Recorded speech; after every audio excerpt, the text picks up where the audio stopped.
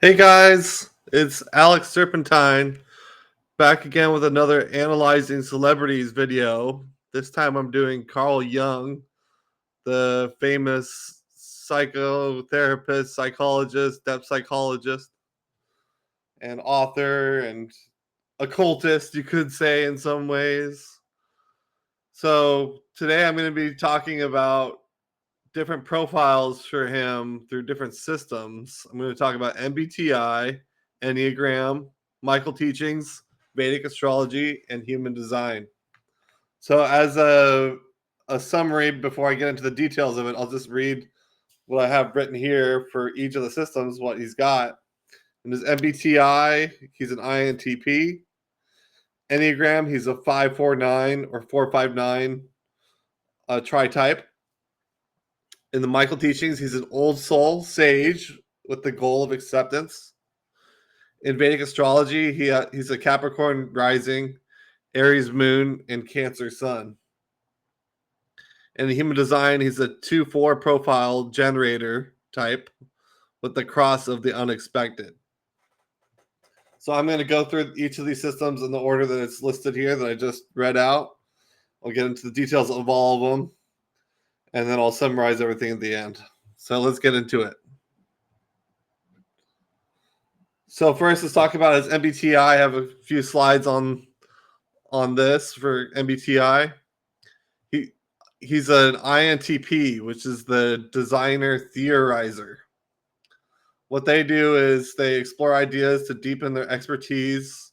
They notice new patterns and elegant connections. They easily cross boundaries of thought. They play with ideas, detach to analyze. They clarify, reference, and define, and they sometimes struggle to attend to the physical world. So they're one of the rational types, being the NTs. So they got an intuitive function and a thinking function dominant for the INTPs.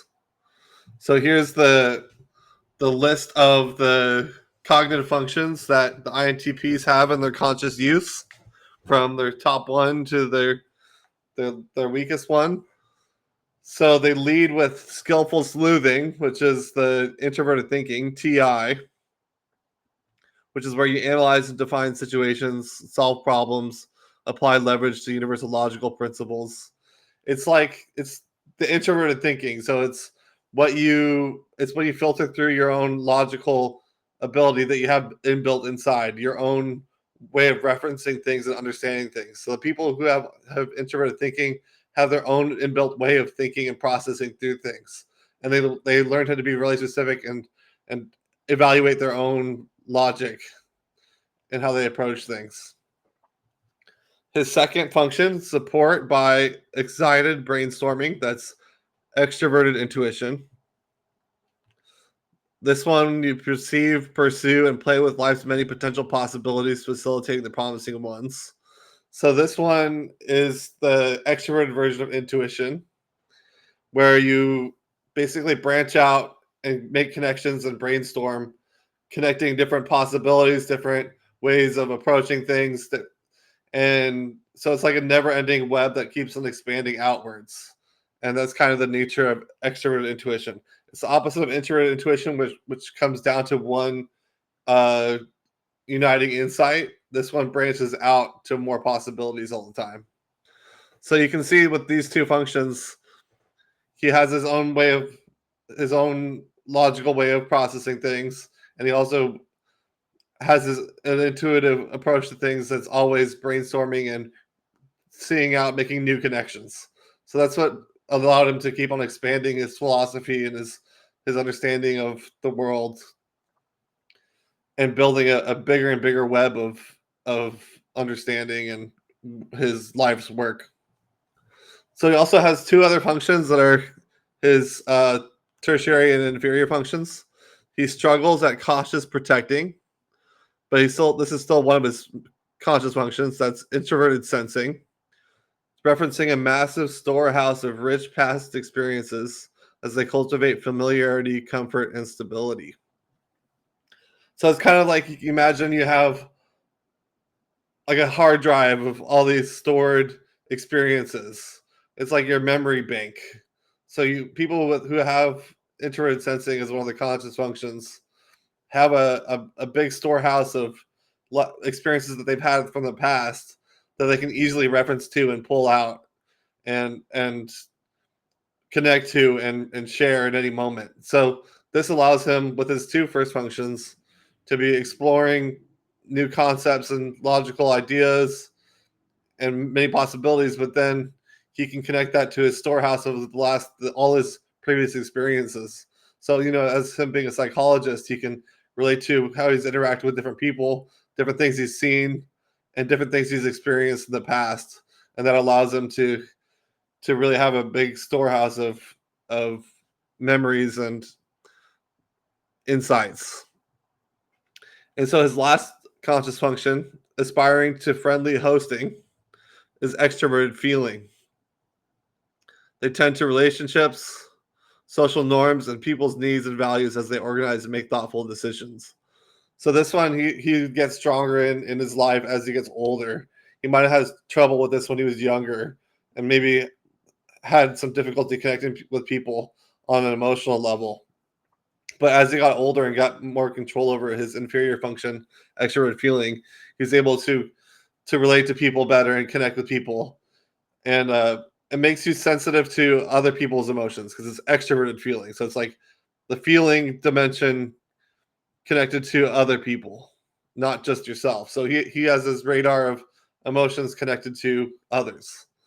So he's developed this over his life, and this is what helps him be a successful psychologist. So that's his functions. So now I'm going to talk a little bit about some subtypes of his two main functions, introverted thinking and extroverted intuition. In Dario Nardi's book, he has a book that goes into the yin and yang styles variations of each of the cognitive functions. And so I identified that Carl Jung's functions are more on the yin side. So this is the holistic yin style as opposed to yang.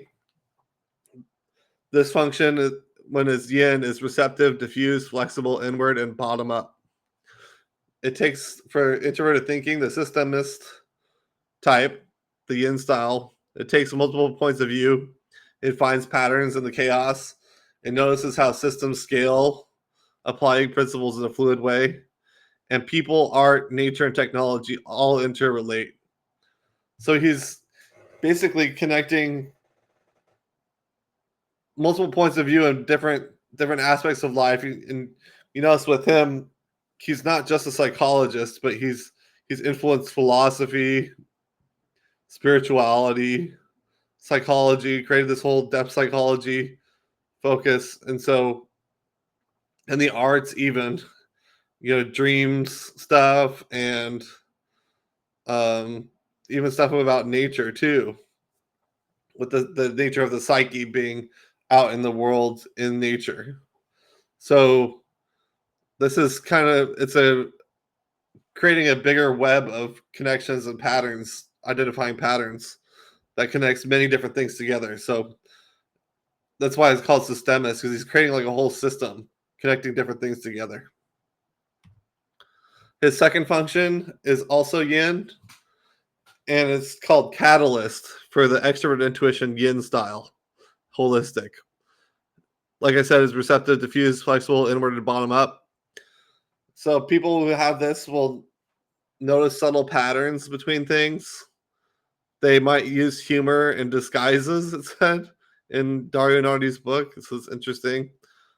Extroverted intuition is kind of known as the funniest function to have, like the one that has the most humor, because it can make connections between different things that other people might not see, which can be humorous. Doesn't mean that necessarily Carl Jung was humorous, but it points to the fact that he is able to notice subtle patterns and make connections between different things. And that's just the nature of extroverted intuition. In the yin style, extrovert intuition searches for the highest quality potential possibilities for everyone's gain. So those are his two main functions in the yin style. Now there's also a subtype of there's like 4 different subtypes for each type. There's the dominant one, D. There's the creative one, C. Normalizing, N. And harmonizing, H. And identified that Carl Jung's subtype was the harmonizing subtype for the INTP, which is known as the caring theorizer. It's more empathic and reflective than other INTPs. It's most often in a people with this are most often in a people helping role, such as a psychologist or a diplomat. Makes sense for Carl Jung because he was a psychologist. They have a specialty in human interactions, and they're patient listeners and observers, and they can hold multiple models and methods in a light way. So you see, he's sensitive to other people. He knows how to harmonize and help other people, and he's a good listener and observer, and he can connect. He's building with his INTP personality a whole body of work and knowledge of different ideas connected all together, and that's what he was doing. He wrote so many books and he connected so many different things together that he created a whole new philosophy or worldview. But he did that primarily through his psychological work, working with patients. So that's that's Carl Jung's Myers-Briggs, and now I'm going to go into his Enneagram. And his Enneagram type, with his subtype, based on the instincts, is the self-preservation 5. They call this one Castle because it's kind of like being very interior focused in your own space and kind of cut off from the world. I remember reading about Carl Jung when he was younger, where he had a hard time connecting with others. He was really internal in his own space, and he had a hard time, reaching out to others and having a normal connection like it seemed like everybody else had. But he had a harder time with that. But he was so focused on his own interests and everything. So I'll just read what it says here. He seeks insight through his lifestyle and interests as a self-preservation 5. Needs free time, attention, and energy to pursue their passions and curiosities. There's a deep capacity for concentration. They're insightful and intensely specialized. They leverage intellectual and creative skills into sustainable living, free of other people's demands. They may live in their studio or make their living space into an office, laboratory, or library. So it's this very introverted kind of energy for the 5. It's the least extroverted one. But he had his own passions and interests and his own insights that he really wanted to nurture. So that was really big in terms of how he went about things. He obviously, like I was saying, with his Myers-Briggs, he has that connection to people, but he is very inward focused for sure. Like most of his work is focused on the inner world in general. So that's his instinctual subtype with the 5. And this is his tri-type. If you guys don't know what the tri-types are, they are the dominant types in each of the triads. So you have a body type triad, which is 8, 9, or 1. You've got a feeling type, which is either the 2, 3, or 4. And then you have a thinking type, which is either the 5, 6, or 7. So he's 5 dominant with 4 and 9. It could be a 5-9-4. He could be a 4-5-9 potentially, but it seems like 5 is stronger for him. But everybody actually has a connection to one of these types in each of the triads. So we're all more complex than just one type. So he's the 5-4-9, which is called the contemplative. And this is the most withdrawn type of the tri-types, of all the tri-types. So that's because each of these numbers, 5, 4, and 9, are the withdrawn types in each triad. So they're most focused on the inner world and kind of retreating from others and going into their inner landscape. So I'll just read what it says here. They're intuitive, knowledgeable, and accepting. They want to be original, wise, and peaceful. So each of those are related to the 4, 5, and 9. Intuitive is 4, knowledgeable is 5, accepting is the 9, original is the 4, wise is the 5, and peaceful is the 9. Highly self-aware, reflective. They can be shy, reserved, and self-conscious. They need regular quiet time to reflect on thoughts and emotions.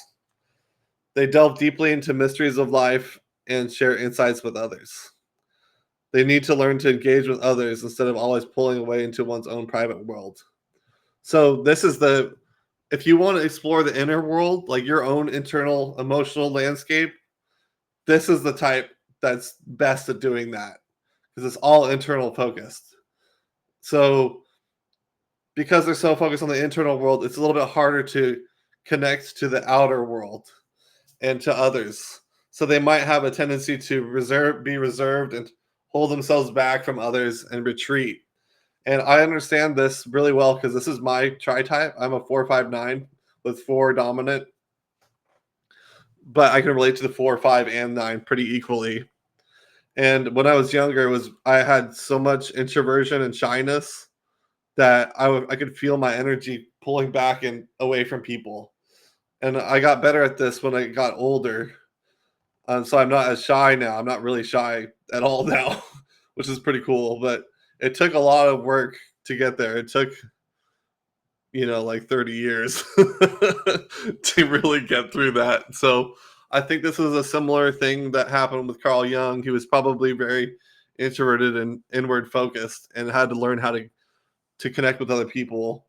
But it gives him the skill to delve really deep into his inner world and then share what his inner world is. He's through his focus on dreams and like visions and his active imagination, all that stuff that he explores. That's all really supported by being this 5-4-9 tri-type. So yeah, that's it for his Enneagram.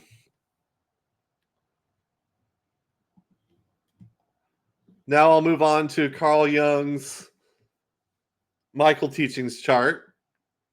If you guys don't know what Michael Teachings is, it's this channeled body of knowledge that talks about our soul types. And a soul type is a different archetype of the soul. There's 7 different ones, and we maintain them for our whole reincarnational cycle. And so there's all these characteristics we take on for each of our lives, and we go through a progression of lives where we learn different lessons, which are called the soul ages. So it's the only system that highlights our bigger process of progression as a soul and talks about our soul level personality, which it stays the same on the essence level. So what you can see in this chart, I have this column that's essence. All that stuff stays the same for your whole reincarnational cycle. And then there's the overleaves, which is what stays the same for just one life. So I'm going to get into the details of what his chart says here and explain to you what this all means. So his role, his soul type, is a sage, which is one of the expression axis roles. They're focused on insight and wisdom. They're like the one you go to who's like the storyteller or the wise one who can consult you with the unique expression of communication. They have a tie to creativity and expression. So they're really, as a soul overall, they're really learning about communication. They come from the throat chakra. So their focus is on learning about communication and having wisdom to share with others. So that's what they're cultivating all the time, is like, what insights can I provide to other people so I can improve their life. And also they have an entertaining aspect to them too. They want to be entertaining. They don't want to be dry. They don't want to be boring. So they usually have very unique personalities, and they're very creative too. They have 3 inputs, psychic inputs, which are basically points of conscious awareness that you can point to different things. They have one for consensus reality. They have one for their audience, and they have one that's more of a variable one that they can focus on whatever they want. So you can identify a sage if they talk about that. I remember Mr. McMahon talking about that, the Worldwide Wrestling uh, Entertainment company guy, the boss of that. He was talking about how he had 3 different points of what he's focusing on at one time, and it seems very obvious he's a sage. So that's one thing that you can notice. Is like if they're talking about I focus on like 3 things at once, that's a sage. And the sage is the only one that has 3. The artisan has 5, which is a little more and more complex, but the sage is still really focused more on the audience for one of their inputs. So that's his role. His essence twin is a warrior, which is the type that's most focused on doing and action oriented. His essence twin, when he was alive, was also incarnate, and it was a male, and he had no plans to meet them in that life.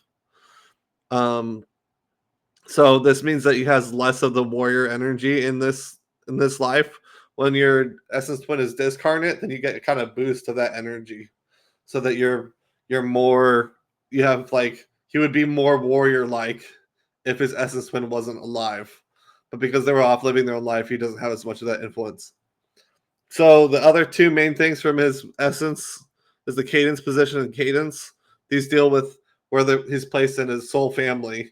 He'll take on different characteristics of the different roles as secondaries. So his secondary one, which is his cadence position, is scholar. So he, along with being a sage, he has a scholar aspect to him, which is about seeking knowledge. It's the people who are scholars have this focus on really studying things really in depth, ruminating on things, absorbing information and experiences, assimilating. So they're the ones that want to provide resources for others. So they'll do all the research on things. They'll study things really in depth. Maybe they'll do a lot of reading, or they'll go have experiences hands-on to really learn things on a deep level. I'm a scholar actually with a sage essence twin, so I have some similarities to Carl Jung in this way. So the scholars they also want to share knowledge, but they're like sages, but they are focused more on knowledge and resources, more as like data and information. So they might not have the creative, interesting personality flair as much, but because he's a sage, he does have that. But usually when you see the sage scholar thing, it's really focused on knowledge and insight combined together. So that's a big thing to point out for Carl Jung. And then his cadence is server, which is one of the inspiration axis types. It's the one that wants to be hands-on, like in person, taking care of people, making them feel like you're at their service. You're here to help them in like tangible ways. So that's what the server focuses on, and that makes sense for him because he was in a service-oriented profession, being a psychologist. So having the server aspect really highlights his ability to be kind of nurturing and inspire other people through being of use and service and help to other people. So he also has a task companion. It's another soul. It's an artisan. So that helps with creativity and sensitivity. He'll have a little bit of that flavor and help from his task companion. But while he was living this life as Carl Jung, his task companion was also incarnate and was a male, and he had no plans to meet them. So his cadre entity is 4-2. This is just a number that's just kind of chosen. If you know more about Michael teachings through Shepherd Hoodwin, especially, this is what number he uses for it. This is so the entity he's in. I think there's Daniel Radcliffe, and Scarlett Johansson and Bill Clinton, from what I remember, are all in his entity. So those people are in his soul family. I actually have some friends and family who are in 4-2, for Cadre 4 Entity 2, and I'm in Cadre 4 Entity 7. So he's in my cadre. Cadre is the bigger group. It's a group of 7 entities, and he's an entity 2 of 7, and I'm in the 7th entity. So he's in my greater soul family, basically. His orientation is love, which is a focus on emotion and the highest emphasis of emotion, which is love, the highest manifestation. So that's what he's going to be focused on. What dimension he's most focused on throughout his reincarnational cycle is the emotions. His male-female energy is 43-57, so he's pretty close to the middle balance, but he's slightly on the female energy side, which is one of the reasons why I was identifying that he was more of the yin style for his cognitive functions. So what that means is he's more focused on being and has more of a creative, spiritual side to him. He won't necessarily be so focused on career and being laser point focused in one direction. If he was more male energy, he would be more like that. But because he's female energy, his energy kind of goes in many different directions, and he builds up energy over time on reflecting and rest, and then he'll go into action and move into different things. But it allows him to kind of connect, be creative and connect to different things, and have his hand in a lot of different things instead of being laser point focused in one direction. His frequency is 25. That means that basically it's how fast he moves through experiences. He's more grounded and solid. His energy is more solid, being a low frequency at 25 out of 100. So he moves more assuredly and slowly through things than somebody who would have like 100 frequency, which would be like zooming through things and having a lot of activity and being more airy energy. He's more solid and grounded. He's got 14 previous cycles, which is a lot. Most people that I've noticed have 10. A previous cycle is like how many times you've gone incarnated on a planet and gone through a series of lives, going through all the soul ages and learning all the lessons. So that's a grand cycle, is going through all the soul ages as a certain role, and then you do that through a series of lives, like 100 lives, 100 to 200 lives on the planet. So he's been on 14 different planets before he came to Earth. This is his 15th cycle as a human, going through a series of human lives and going through the soul ages. So he's actually really advanced soul. There's not too many other people that I've seen with 14 previous cycles. I think Alan Moore has 14. Eckhart Tolle has like 17, but it doesn't necessarily mean that you're always going to be more advanced or like deeper or more spiritual, but it does indicate that you are. I mean, you're more complex. It's like kind of like the analogy is like being a later version of a car. Imagine being a 2000 model SUV versus like a RAV4 versus a 2020 RAV4, something like that. Because there's new features, new things that you've incorporated in your system and as who you are. It makes you more complex. So he's like older. He's like a more advanced soul in that sense because he's had more experiences. So he can draw from more experiences from having all these previous cycles. So now I'll talk about his global job and community responsibility. He's all priest for his global job and community responsibility. He's the most priest that you can be. So he has a lot of priest influence, which is interesting because people thought that he was originally like a priest soul because of how like inspirational and like focus on spirituality and his like high frequency kind of like imagination ability and all that. But this kind of explains all that. So salvage salvation is his global job. It's a double priest global job. That's actually the same one I have. I'm double priest. I'm salvage salvation, just like him. And that one is basically spiritual counseling overall, but it's coming at things from the angle of like you want to save and help others in some way. You can do that through many different ways. Sometimes I see people with salvage salvation and they're like musicians, so they want to inspire people and help people through their music or different things. But it could be literally spiritual counseling in certain cases, and that's what it seems like was the thing for Carl Jung, what he ended up doing. And then his community responsibility is trust and faith, which is basically about developing a connection to and trust in the universe, in existence, in being, in God, in the essence of the Tao, the actual being. So it's actually a really difficult one because you have to cultivate this as a deeper spiritual focus, and it's not easy for everybody to do. So it's probably a more advanced thing that advanced souls take on.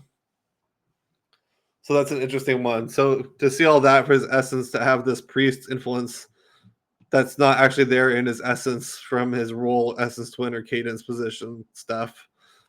This really explains a lot in terms of what he does. He has a big spiritual influence, inspirational kind of energy through this priest energy. So that's everything is essence. That's the stuff that stays the same for him for all his lives on Earth. Not just Carl Jung, but as all the different lives he's had. So now I'm going to talk about his overleaves, which are the characteristics that he takes on just for this life. We take on different characteristics and different focuses for each life that modify our personality on a certain level. So I'll talk about his soul age first. He's old level 5. So he's in the last soul age before he goes off his reincarnational cycle. Level 5 is one of the more advanced stages. There's 7 levels. So he was getting towards the end, but he was actually manifesting old level 3. He went back a couple of stages, which is more of an introverted, working hard to learn about the old soul age stage as at level 3. So if you look at this map here, old soul is the last of the main soul ages while you incarnate, and 3 and 5 it's like towards the middle of the old soul age. So there was also a note on his chart that I originally got from Shepard Hoodwin that he had 93 past lives. That's usually not channeled, but it's an interesting thing to notice. Overall, we usually have 100 to 200 lives in one reincarnational cycle. So he's, pretty close to the average there, probably. So let's talk about his goal, attitude, and mode now. His goal is acceptance. So for his life as Carl Jung, he was learning about how to accept the circumstances of life and be more accepting overall of whatever circumstances or things you come across. And it's something that old souls usually take on to learn. They're learning how to accept how things are. So you might have with acceptance, you might have some difficult experiences, like you might lose people that you love, or not be in control of certain aspects of things that are really difficult. So it's learning how to accept things, be turned into more of a nice guy. It's also tied to agape, just unconditional love. So you develop unconditional love for life and for other people in general. So that's kind of the quality that is focused on. It's like the love, building connection to love, agape in general.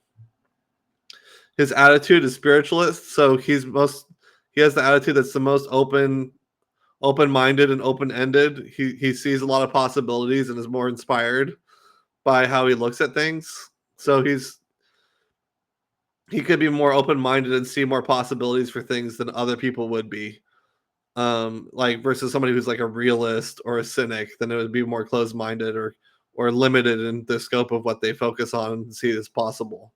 So this really helps with him connecting to different ideas and being more open-minded, exploring more spiritual realms, like exploring alchemy and Gnosticism and different things like that.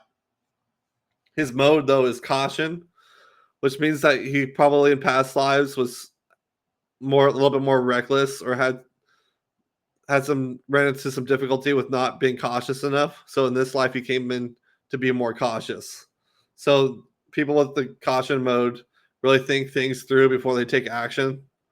So it takes a little bit more time for them to take action, but they They do it more with care and caution, obviously. So that's his goal, attitude, and mode. His centering is intellectual, emotional. So first, when he's having experiences, he filters it through his intellect and then through his emotions, and that's the main domain that he's exploring is the intellect and the emotions. He doesn't have physical or moving center as his primaries, so he might have a harder time being in his body and being connected to the energy of his body and to movement. So he's more intellectual overall, more in his head, and then in his emotions. So his obstacles, which are also known as dragons, these are things that we take on. They're archetypes of fear that we take on for each life that are like stumbling blocks or things that we have to learn to work through which helps us. It gives us more of a challenge, but also improves our soul in learning how to overcome these fears. So his main obstacle is arrogance, which actually means it's a fear of vulnerability. So it could manifest as him being shy, especially as an old soul. They tend to be more shy than stereotypically arrogant. But what happens with people with arrogance is they'll put some protective air around themselves in their aura to hide away or to like protect themselves from being judged. So they can be shy, they can hide away, or they can puff themselves up to make themselves look more important than they actually are. But I mean, the thing is to really to get over arrogance is to really accept yourself in your vulnerability, embrace your vulnerability, and then you're able to get over that fear. I can relate to this one because it's my main obstacle. I have arrogance too. So I've had to learn how to get over my shyness, to embrace my vulnerability, and to which also let me drop a lot of judgments I had of other people. Because what happens with arrogance is you judge other people a lot and try to make yourself bigger in your mind and more important. But that's not really useful because then you're putting a lot of judgments on yourself, and then you're feeling like that you're going to be judged by other people because you're judging everybody else basically. So you just have to drop all the judgments, accept your vulnerability, and embrace your vulnerability in an open way, and then things are a lot better after that. And you're able to connect people to people better, and you won't be so like disconnected and cold. You'll be like more warm and able to connect with people better. His second obstacle is impatience, which is the fear of missing out. It's basically like always feeling that you need to be somewhere else than where you are. You have to be further along, or you have so many things you got to do that you got to work through. So it's basically impatient, being impatient. Obviously, that's the name of it. But you might feel like I'm not in the right place. I'm going to miss out on this thing if I don't get there in time. There's always the pressure of time, like you don't have enough time. So for that one, you have to start to overcome that. You have to give yourself time to waste. Basically, that's how you get over it. Is like I've got all the time in the world. I don't need to rush myself.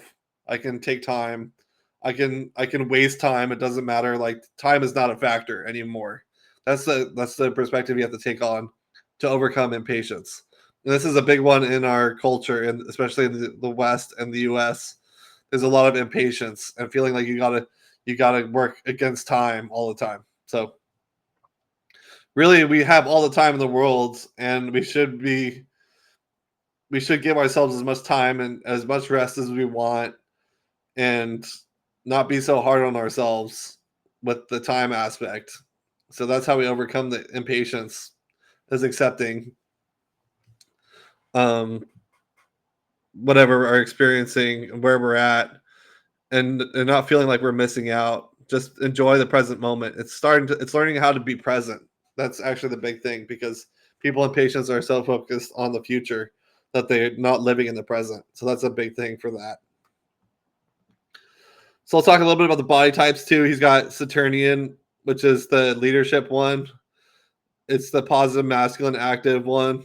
And then he also has Venusian, which is more of uh, a sensual type, a body type. It could be also creative, but it's typically sensual. So he's got the leadership with the Saturnian and the sensuality with the Venusian. His quadrant is knowledge. So in a group setting, he's the one focused on providing the information for people.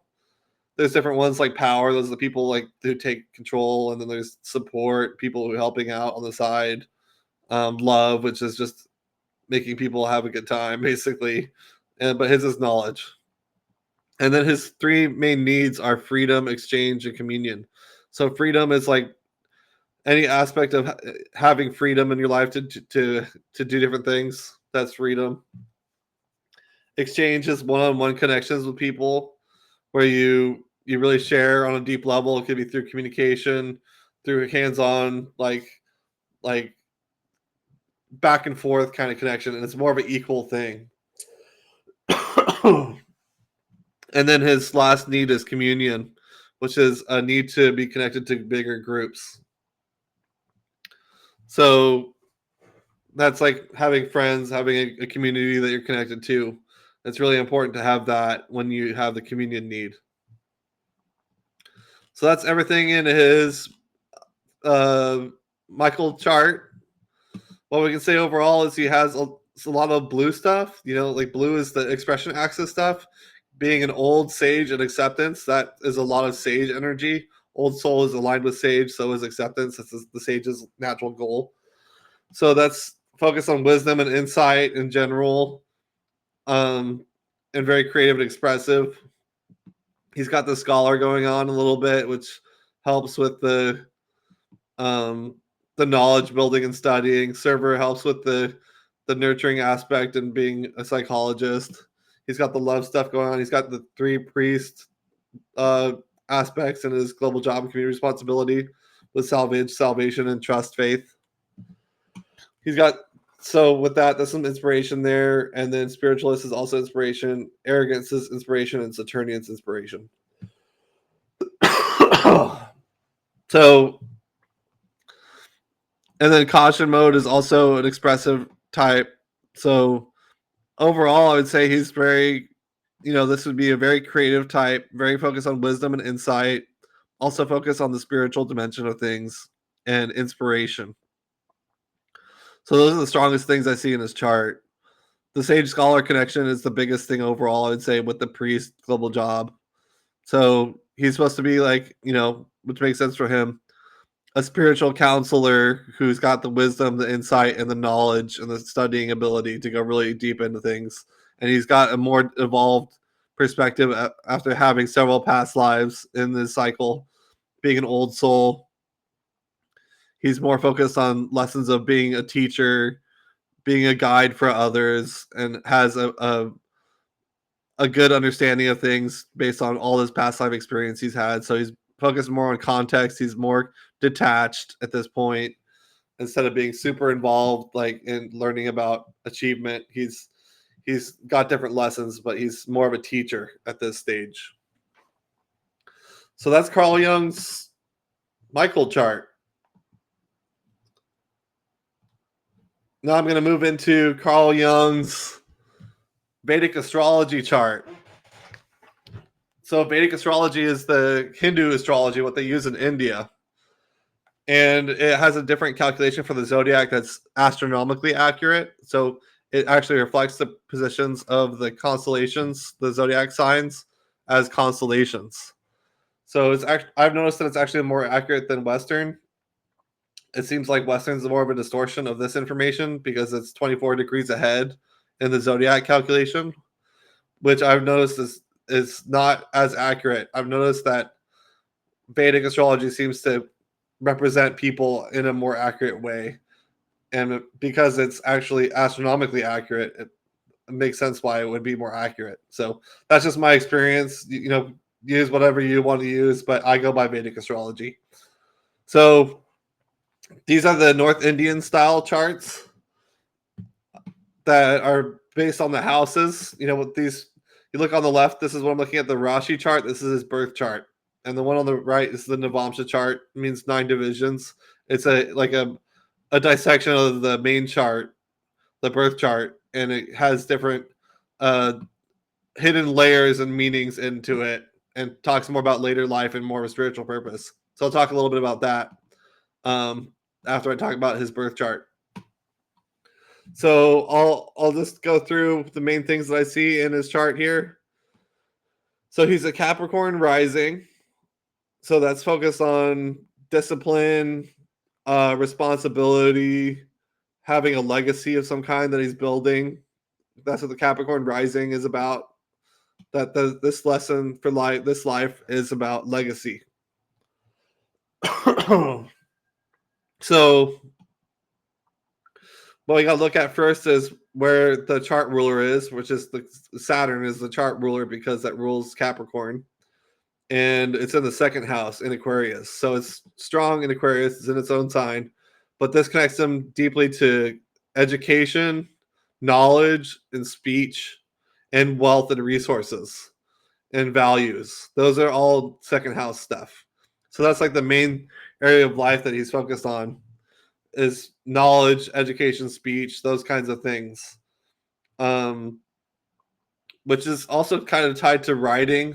When it was tied to knowledge, sometimes people say that second house dominant people are writers. So he did a lot of writing. And Saturn's influence is more of a leadership kind of thing. And Saturn is strong in Aquarius, it's its own sign. So that's a strong influence here. Then some other stuff we can look at. I can look at the 10th house. He's got 10th house is the career. So this is the diamond on the right.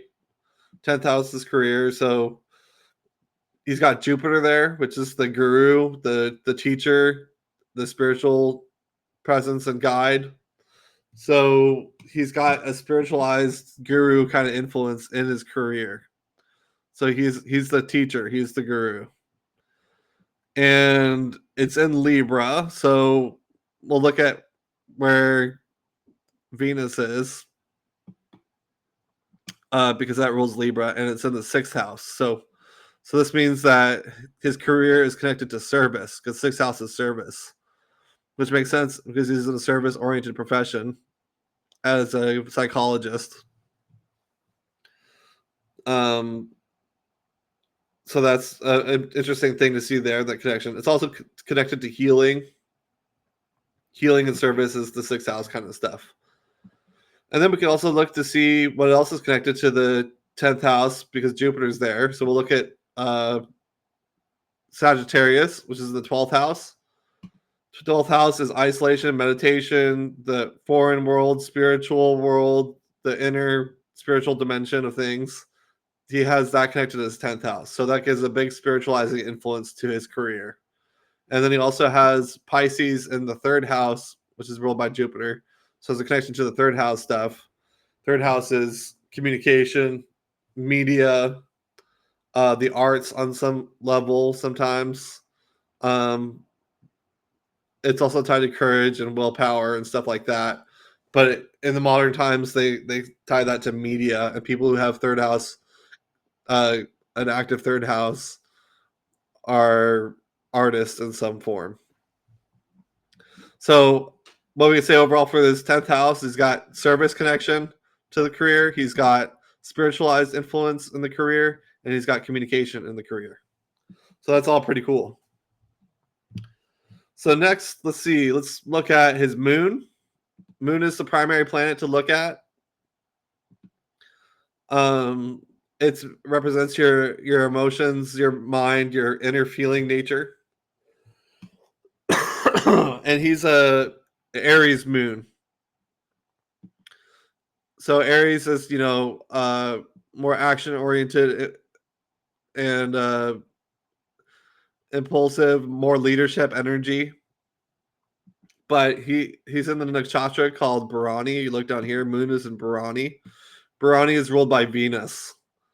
So this is like a connection to like Mars and Venus energy as his moon, being in Aries, being in Bharani. So what I noticed for people who are Bharani, they have this a tie to creativity. It's basically the symbol for Bharani is the yoni or the vagina, And so it's kind of they talk about it as like a portal of creativity where you're building up a creative, getting your creative juices flowing and building up as in kind of a yin way, and then you give birth to creative new things. It's externalizing a deep spiritual nature. So a lot of people who have Bharani going on are usually tied to the occult in some way. They like investigating deep things. And they also have it's common for them to be graphic designers or artists in some form, but they also have a philosophical, deep occult side to them. So that's really interesting to see for his moon. And also his moon is conjunct Neptune. And Neptune is like Pisces. It's kind of like creative, spiritual, dreamy, artistic. So I would say that for him, this Neptune conjunct moon gives him this ability to be really engaged with his active imagination and explore dreams. He has a very dreamy mind overall. So he's able to connect to that very deeply. So that explains why he's so focused on active imagination and dreams in general and studying all that stuff, because his Neptune is conjunct moon. So some other stuff we can look at. Let's see. Let's look at his Rahu. Rahu is also always interesting to look at. He's got Rahu in Pisces. So Rahu is the north node of the moon. It's what you're moving towards in this life, what you crave to experience. So what sign placement it has and house placement shows what area of life you're really focused on learning about and exploring. And then K2 is always opposite. That's the south node of the moon. These are the eclipse points for the sun and the moon. For the moon, I mean. So K2 is the past life focus and that's your storehouse of past life experience, what you're focused on in past lives. And it's always opposite from Rahu. So you're moving from one area to the opposite side always with Rahu K2. So his K2 is in Virgo in the 9th house. So what that indicates is K2 with Virgo, it's heavy analytical ability. He probably came into this life with a deep level of able to analyze things very deeply. That's ruled by Mercury. And so actually you can see Mercury's in Gemini. It's in its own sign. That's the dispositor, the controller of K2. So it's strong in its own sign, and it's connected to service. So his K2 is in the 9th house, which is higher philosophy, gurus, more of a spiritual, higher, your own truth, your own deeper philosophy. So he's focused on past lives, on philosophy a lot, and a deeper understanding of things, a higher knowledge. So he's actually moving away from that in this life to the opposite side, which we'll talk about in a second. But this is tied to the 6th house, which is service. So his philosophy is tied to service. So he feels like, to really focus on my philosophy, I need to be tied to a service-oriented profession. So that's what that indicates. And then, so his Rahu is on the opposite side, and it's in Pisces in the 3rd house. So Pisces means that he's really exploring more of the it's a water sign, so it's more emotional, it's creative, it's spiritual. He's opening up to more of a united energy, emotional, intuitive, spiritual side of things instead of being so heavily analytical. He's moving more and more towards the spiritual dimension of things. And then it's in the 3rd house, which means he's learning about communication. How do I connect to people on a more grounded way that people can understand where I'm coming from? It's kind of like coming from Sagittarius to Gemini. That's kind of what this 9th house, 3rd house axis is for his K2 and Rahu. So you can look at it as, I'm in past lives I was focused on my own philosophy, and now I'm really focused on bringing my own philosophy into a more grounded way that people can relate to. It's more scientific, it's more grounded, And so that's where he's got more of his energy focused. So actually, somebody else who has that is Jordan Peterson. He's got K2 in the 9th house, and he's got Rahu in the 3rd house. It's the same kind of thing. So people with that are really have their own philosophy already built in from past lives, and here they're trying to provide it to people and communicate it to people in a grounded way. So, so that's his Rahu, and like I said before, his Rahu is controlled by Jupiter, which is the 10th house. So his 10th house is really connected. His career is really connected to his communication, which is his big area of focus in his life. Okay, so we did that, and now let's talk about his sun a little bit. His sun's in Cancer in the 7th house, conjunct Uranus. So his ego, his deeper soul and personality is in the sign Cancer, which is a water sign. It's a cardinal sign, so it's one of the stronger signs. Very emotional, intuitive, and it's conjunct Uranus, and Uranus is very future thinking, rebellious in some ways, but kind of the new, like bringing in new, strange,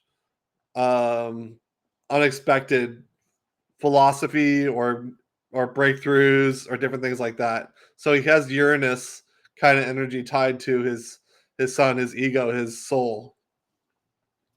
So it makes him a little bit different, kind of like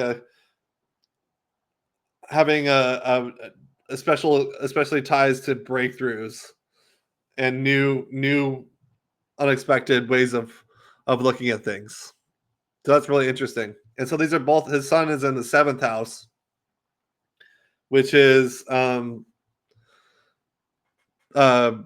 focus on partnerships and business and relationships, his one-on-one connections with others, the contracts he makes with other people. So that's a big area of focus because Sun is one of the primary planets. So he's going to be focused on his partnerships and his relationships a lot. And then you can look to see what rules his Sun, sign-wise. It's in Cancer, so it's ruled by the moon. And his moon's in the 4th house, so he has a connection between his business partnerships and his home life or his mother. That's what 4th house stuff represents. But it's also just the internal, emotional, private world. So he's connecting his partnerships to the internal world, his private life in some form. That's what you can say archetypally for that. And then one of the last things I wanted to say for his Rashi chart is his Atmakarka, which is Mars, and it's in Scorpio. So Atmakarka is the planet that's at the highest degree in a sign. So his Mars is at 29 degrees of Scorpio. So basically it spent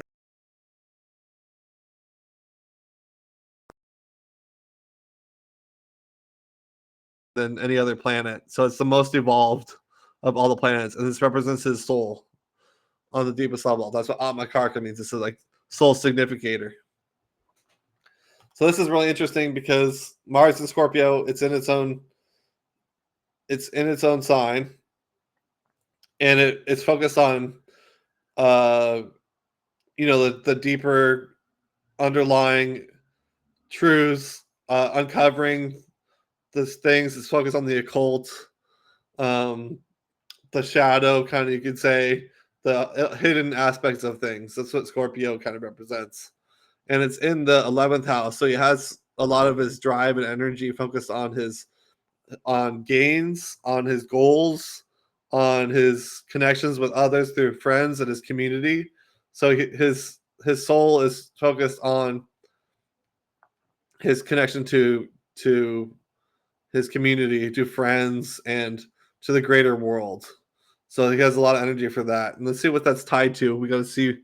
Oh yeah, it's ruled by Scorpio is ruled by Mars, so that's strong there. And then it's tied to the 4th house.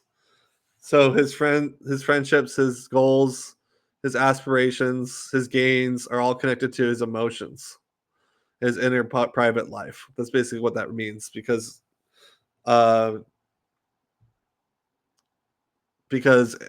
Aries is in the 4th house, and Mars is in the 11th house. So that's the connection between the 4th house and 11th house. So yeah, that's everything I see in his chart there, in his birth chart. So what we can say overall, he's got an intuitive mind. It's very dreamy with the moon Neptune. He's got the Rahu and Pisces in the 3rd house, so he's moving towards the spiritual, emotional, intuitive, creative side of things, and then also communicating in a grounded way. And from past lives, he was focused on his own philosophy and was very analytical.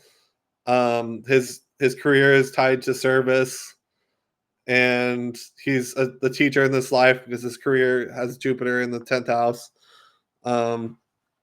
And his career is going to be very spiritual because it's tied to the 12th house with Sagittarius there. And then it's also very communication based because of the 3rd house connection to the 10th house with Pisces in the 3rd house and Jupiter in the 10th. And then the focus on education, speech, and knowledge in general with Saturn and Aquarius ruling the 1st house. That's a big thing. So yeah, that's everything in his birth chart. Now I want to highlight some stuff in his Navamsha. Navamsha is another main chart that people look at, the Vedic astrologers look at. That's basically, it means 9 divisions. So they basically dissect each of the signs in the birth chart and they cut it up into 9 pieces. And so within each of those 9 pieces, they label them based on the signs. So it's at the same order of the signs, but it goes through 9 different signs per one sign in the Rashi chart, in the birth chart. So it's like you're dissecting and looking deeper into it to see what kind of energies are present there. So it puts all the different planets in different signs, and sometimes it's in the same sign. When it's in the same sign, it's called Virgotama, which means that it's very powerful because it has the same energy. And he actually has one planet in Virgotama. It's Jupiter. So Jupiter is in Libra in both charts. You can see that. So that's one of his strongest planets is Jupiter.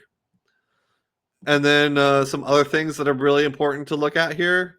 One of the main things I see is he's got a yoga here, a really powerful yoga in the 7th house of his Navamsha. He's got Saturn in Libra, so Saturn's exalted in Libra. So Saturn's strong, discipline, responsibility, legacy, all that kind of stuff, and connected to partnerships really deeply. But then it's even reinforced even more because of its connection to the 5th house of the Navamsha, which is ruled by Sun, and Sun is also in the 7th house, so it makes a connection between the 5th and 7th house, and then the 9th house, which is the house of luck in general, and that has Sagittarius there, so that's ruled by Jupiter, and Jupiter is also the 7th house. So the 7th house is connected to the 2 luckiest houses, the 5th house and the 9th house. And which are connected there because of the Sun and Jupiter being there with Saturn in the 7th house. So basically, for partnerships, especially later in life, because Navamsha represents later life, he's going to have a very strong karma for powerful relationships and partnerships.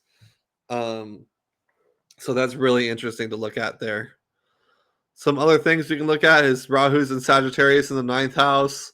That's a lot moving towards higher philosophy in his later life. K2 and Gemini in the 3rd house, coming from focus on communication with others and connecting different ideas. And Rahu's Sagittarius is more his own truth. His moon moves into Scorpio in the Navamsha. So it's like more Scorpio energy, deep investigative, metaphysical, occult kind of energy. And his ascendant is Aries, so he's like a leader. And his Mars rules the ascendant, his Navamsha ascendant, and Mars is in the 12th house in Pisces. So it's more spiritual energy connected in his Navamsha. So overall, we can see for the Navamsha, he has strong connection to his karma for his relationships, especially in later life. And then higher philosophy with Rahu, and then spiritualized influence with the Navamsha ruler in Mars. So that's everything in his Vedic astrology charts. You can see he's got the service-oriented stuff. He's got analytical ability. He's got dreamy mind. He's got spiritualized influence and focus. He's got communication focus, knowledge and education, discipline, responsibility, and legacy with the Capricorn rising. So you can see all those factors. And that's very evident in his life being a psychologist in the service-oriented profession, communicating about deeper issues and hidden things like, the active imagination and dreams, with his moon Neptune kind of stuff, and his Scorpio Mars and his moon in Scorpio in the Navamsha. So he's got some Scorpio energy there. So yeah, very interesting chart. So that's it for his Vedic astrology. Now I'm going to talk about Carl Jung's human design chart. So human design is this other system that creates a body graph showing the different energy centers that are activated in certain archetypal energies that are known as gates or gene keys. They're the gene keys are based on human design. The gene keys are a deeper layer of this that splits them into 3 levels: the shadow, gift, and siddhi level. Siddhi is like a spiritual power, so you can look at that for more detail on that. But I'm just going to look at some stuff in his human design, look at some channels, which are connections between different energy centers that he has with certain themes going on, and then his profile and his cross. So overall, he's a generator, which is the type that has sacral energy. You can see that his sacral is defined. This center right here. That's like life force energy, creative energy, and the energy for work in general. So he's going to have this energy towards work all the time. Generators is the most common one. Most people are generators. So he has energy for work, which is good. But he's got some interesting channels here, which I'll get into. First, I want to talk about his profile, which is the Hermit Opportunist, the 2-4. So the profile is based on these numbers after the period in the personality and design for his Sun and Earth. So you can see for his personality side, he has the 2 and the 4 in this design. So the 2 is the line 2 for a gate, which is based on the I Ching. So it's one of the I Ching symbols for each. So line 2 is the one that's called the Hermit, but it's based on, it basically means the ability to have innate talent in certain areas so that you can easily jump into your creative talents or abilities that you have inbuilt from, possibly you could say, from past lives. It's just innate talent that you bring into this life. So you're engaging in your innate talent, and then you also have a lot of downtime where you're in isolation in your own space, checking, like resting or exploring your talents. You need that time alone in isolation to really nurture your natural talents and abilities, and be working on that stuff in your free time. But you have this innate talent, so you don't really need to do much with it. You just got to express it and contribute to the world. So people will pull you out from your hermitage into the world for you to engage in your talents. So for Carl Jung, with his personality line being 2, he's innately talented. He has all his talent coming in automatically, which is obviously the case for him being able to be a pioneer of so many different things, with the archetypes, the collective unconscious, the psyche, the shadow, his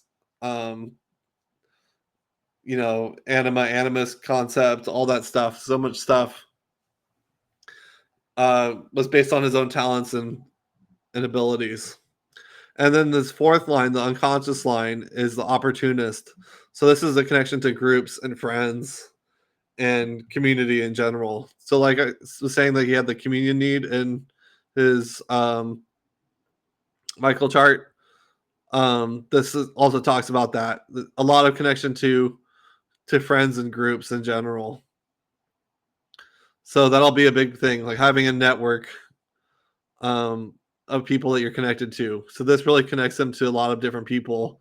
Having the fourth line, he gets to have a lot of opportunities to connect with others and make things happen. So it's a pretty cool line combination profile to have. Innate talent with opportunities to connect through community. So that's his profile. And then his incarnation cross. This is based on his sun and earth positions and his personality and his design. So the conscious and unconscious. It's the main gene keys or gates. And so it's the 31, which is in the throat, the 41, which is in the root, the 27, which is in the sacral, and the 28, which is in the spleen center, which is the intuition center. So this makes an incarnation cross called the right angle cross of the unexpected. So I'll just read what it says here real quick because it's a good summary. This cross is about unexpected leadership, people who are discovered by the collective and catapulted into a position of power to influence and guide others. This unexpected task of having to handle power and yield influence is often brought on through sudden circumstances and turns people who live seemingly ordinary lives into leaders with sudden authority and influence. Coming into power unexpectedly and learning how to handle it is the theme of this cross. Underlying it is a deep drive for risk taking. So he's going to, as he's living his life, he'll engage in connections with other people, and then certain unexpected things will happen that will throw him into leadership positions. So he becomes an authority and a leader in different ways because of this. And so I'll talk a little bit about those four gene keys or those gates. He's got the 31 in that, which is this gate that's coming from the throat, the communication center. And it's going down into connecting to the self center, the G center. And he actually has a channel there because he has 7 defined also. So he has a channel from the throat to the self center. And this is the leadership, one of the main leadership channels. So he's got a strong energy for leadership in general. And he has the ability to influence the collective on a deep level. It's a really big on influence. So that's really cool to see. And then the 41 down here is one of the things in his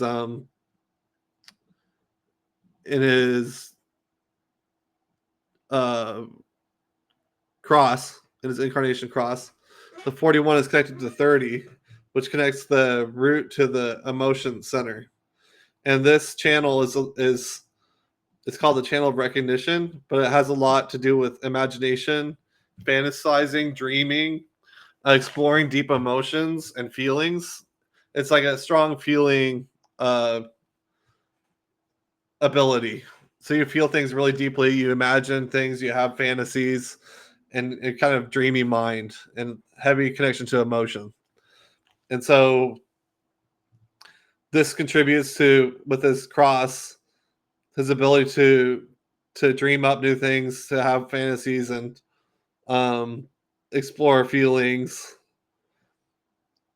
and which is really can be really powerful. Somebody else who has this channel is Barack Obama, and that's the only channel he has.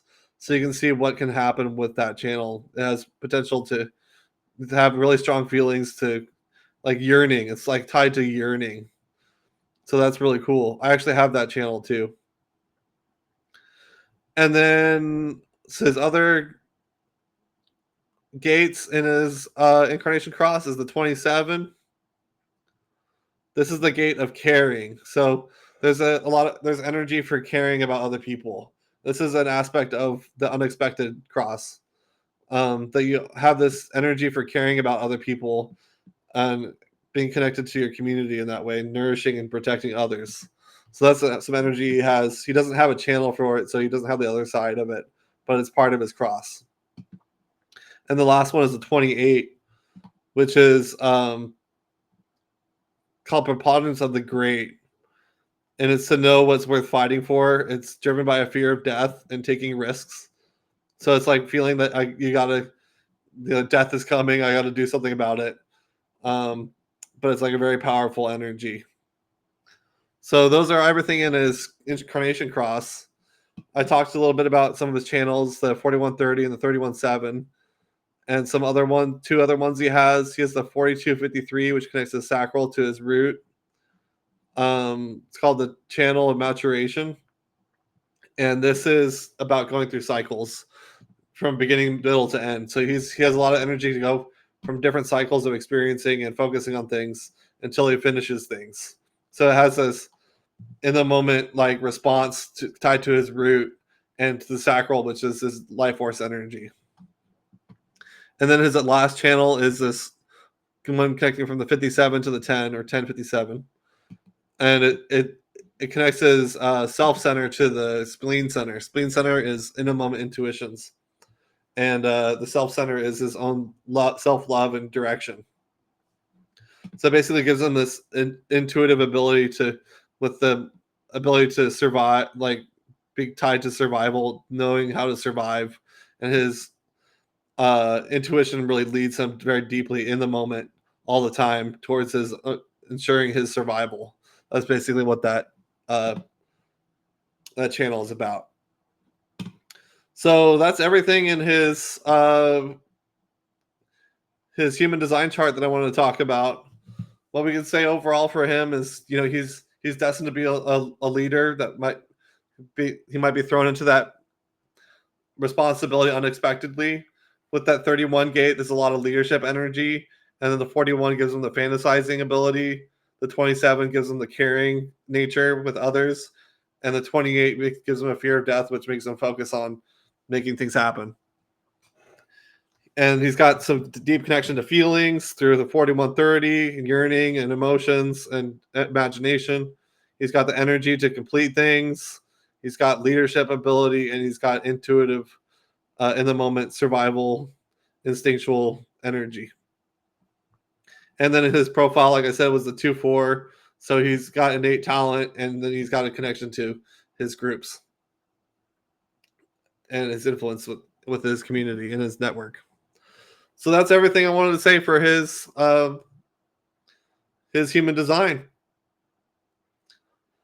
So yeah, that's everything in general for his whole profile. Like I said, he's a INTP in Myers-Briggs, Enneagram 549, which is the most withdrawn type. It's called the contemplative. His Michael teachings, he's an old sage in acceptance. Vedic astrology, he's a Capricorn rising, Aries moon, and Cancer sun.